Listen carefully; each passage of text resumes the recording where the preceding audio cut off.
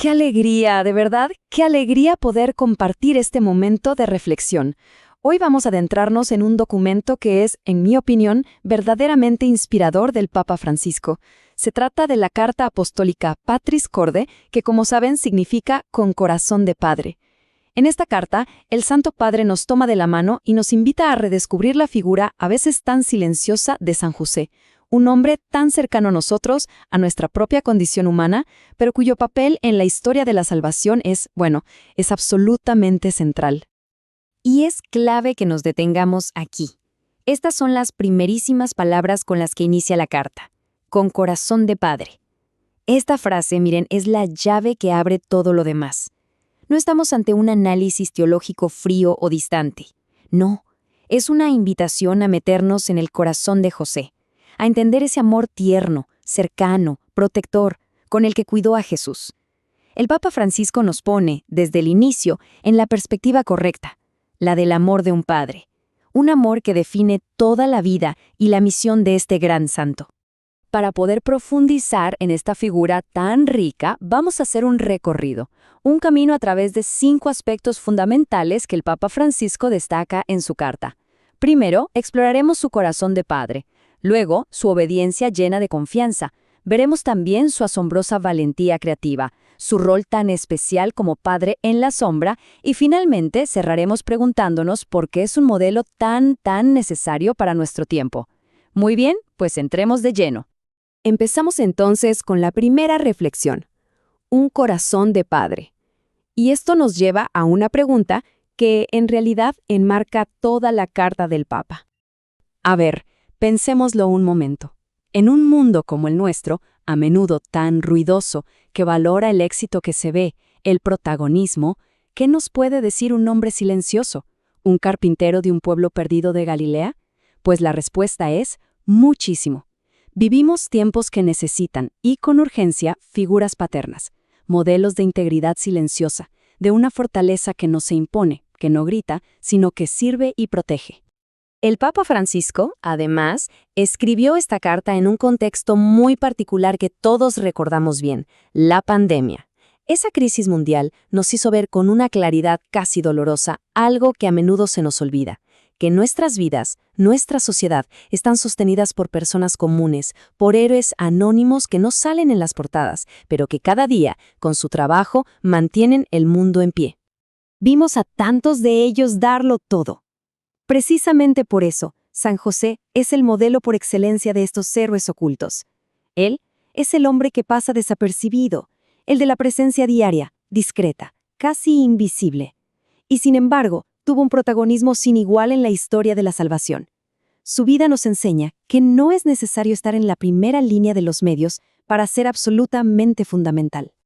Entonces, el punto crucial aquí es este. San José no es solo una figura admirable del pasado, es un poderoso intercesor, un apoyo firme y una guía segura para todos, especialmente cuando atravesamos dificultades.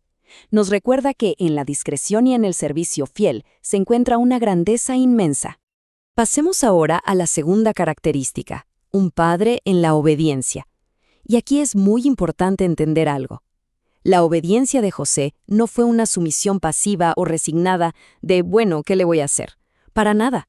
Fue un sí valiente, un fiat, como decimos en latín, pronunciado desde una fe profundísima y una confianza total en el plan de Dios, incluso cuando no lo entendía del todo.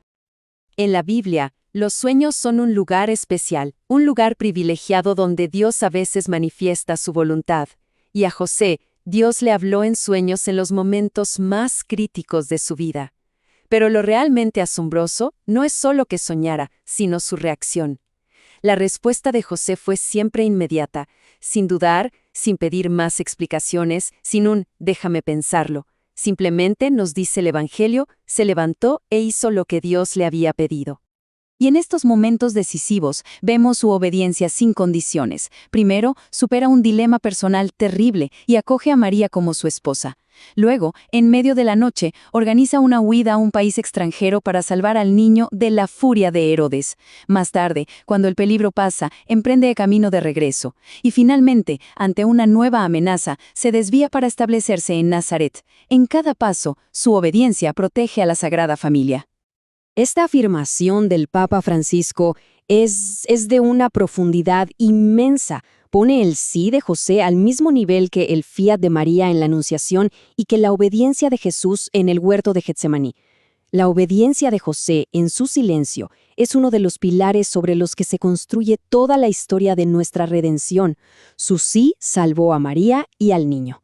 Así de simple y así de grande. Avancemos ahora a la tercera faceta, que a mí personalmente me parece fascinante. Un padre de valentía creativa. José no solo fue obediente, tuvo la iniciativa, la genialidad, podríamos decir, inspirada por la fe, para resolver problemas que parecían no tener salida. Su fe no lo paralizó, todo lo contrario, lo impulsó a actuar con un ingenio increíble. La escena la conocemos bien, pero tratemos de sentirla. Es una situación de una tensión palpable. Están en Belén, lejos de casa, por un censo. María está a punto de dar a luz, y la respuesta que reciben en todas partes es la misma: no hay lugar. Es fácil imaginar la angustia, la preocupación de José. Humanamente hablando, era una situación desesperada. Y justo aquí es donde vemos su valentía creativa en acción. José no se derrumba, no se queja, no se lamenta. Acepta la realidad y la transforma. Toma un establo, un lugar para animales, y con sus manos de carpintero y su corazón de padre, lo convierte en el hogar más acogedor posible para recibir nada menos que al Rey del Universo. Logra transformar un problema gigantesco en la cuna de la salvación. Y tenemos otro ejemplo igual de potente. El peligro es mortal. El rey Herodes quiere asesinar a Jesús. ¿Cuál es la respuesta de José? No es el pánico. Es una acción decidida y llena de confianza. En medio de la noche, sin tiempo que perder, organiza todo para la huida a Egipto. La logística, el miedo, la incertidumbre debieron ser inmensos, pero su confianza en Dios le da la creatividad para encontrar una solución. Y esta es la gran lección para nosotros. La fe no elimina el miedo, la fe no elimina la debilidad. San José seguramente sintió miedo, era un ser humano. Pero él nos enseña que Dios cuenta con nosotros tal como somos. Confía en nuestra capacidad de actuar, de inventar, de encontrar caminos, precisamente en medio de nuestras fragilidades, si ponemos nuestra confianza en Él. Y así llegamos al corazón de la paternidad de José, descrita con una de las metáforas más bellas y profundas de toda la carta. El Papa lo llama un padre en la sombra. Esta imagen nos va a ayudar muchísimo a comprender la naturaleza única y delicada de su misión. Pero, ¿qué significa ser una sombra? Pensemos en ello. Una sombra no tiene sustancia propia, sino que siempre apunta al cuerpo que la proyecta. Es inseparable de él. Lo sigue a todas partes, lo protege del sol ardiente. Bueno, pues así fue José para Jesús, la presencia visible, terrenal y protectora del Padre del cielo. Nunca tomó el lugar del Padre, pero fue su reflejo fiel y constante aquí en la tierra. Y aquí, en esta idea, radica la esencia de toda verdadera paternidad, algo que José vivió a la perfección. Su objetivo no era retener a Jesús, no era poseerlo, ni mucho menos hacerlo a su imagen y semejanza. No, su misión era introducirlo en la vida, enseñarle a caminar, protegerlo para que un día pudiera ser libre y cumplir la misión que el Padre Celestial le había encomendado. Este tipo de amor, que la tradición de la Iglesia llama castísimo, es un amor radicalmente libre de esa necesidad de poseer. José es el hombre que supo descentrarse, quitarse del medio. Él nunca fue el protagonista de su propia vida. El centro eran siempre Jesús y María. Y su alegría, su felicidad, no venía de un sacrificio sufrido y amargo, sino de la entrega gozosa de sí mismo por amor. Esta idea que nos regala el Papa es revolucionaria y profundamente cierta. El éxito de un padre no es crear dependencia, sino promover la libertad. José vive su paternidad plenamente al saber que el niño no es suyo, sino que le ha sido confiado, y cumple su misión cuando Jesús es autónomo y camina por sí mismo.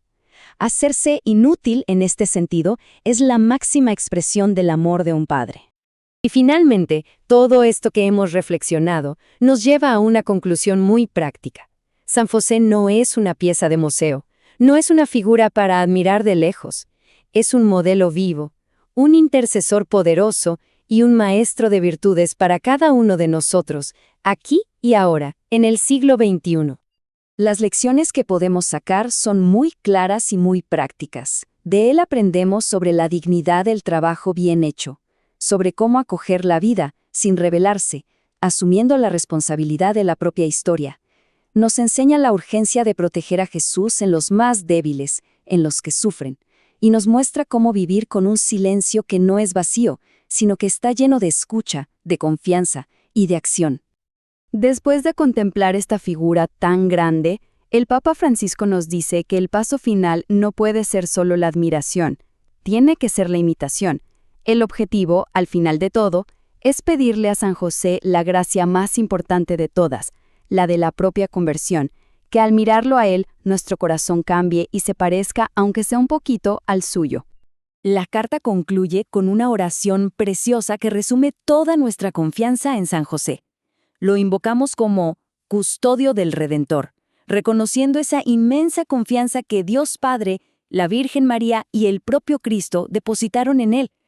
Es un resumen perfecto de su misión central en la historia de la salvación. Y la oración finaliza con una petición que hacemos nuestra, que José se muestre como un padre para todos nosotros, y sea nuestro guía en el camino de la vida. Al final, la carta Patris Corde no solo nos presenta un santo histórico, sino que nos deja una pregunta latiendo en el corazón. En un mundo que necesita tanto modelos de fortaleza silenciosa y de servicio desinteresado, ¿de qué manera puede el corazón de Padre de José inspirar nuestra propia vida?